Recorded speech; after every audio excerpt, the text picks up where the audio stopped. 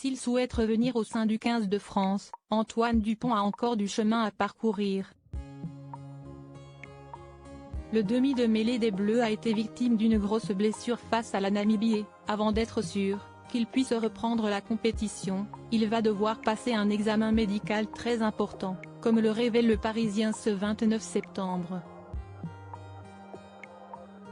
Toute la France du rugby retient son souffle depuis ce plaquage très haut du Namibien Johan Desel sur le capitaine du 15 de France, Antoine Dupont.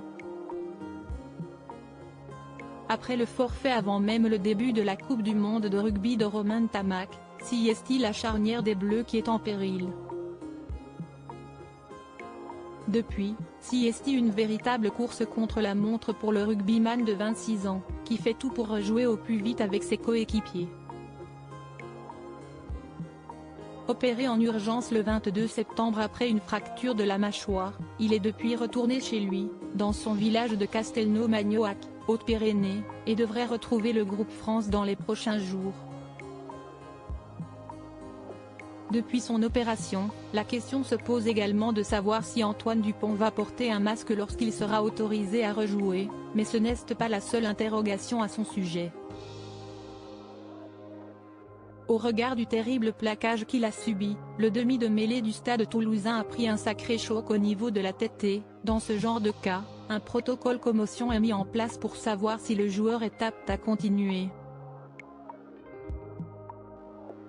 La priorité c'était sa fracture, on n'a pas pu l'évaluer dans un premier temps, indique Bruno Boussagol, le manager santé du 15 de France, interrogé par le Parisien, ce vendredi 29 septembre. D'après les informations de nos confrères, celui que l'on surnomme Toto ne présenterait aucun symptôme d'une possible commotion cérébrale, mais par précaution, ce dernier va tout de même subir un examen neurologique afin de s'assurer que tout est en ordre. De retour pour les quarts de finale, une dernière étape avant de valider le retour d'Antoine Dupont au sein de l'équipe de France.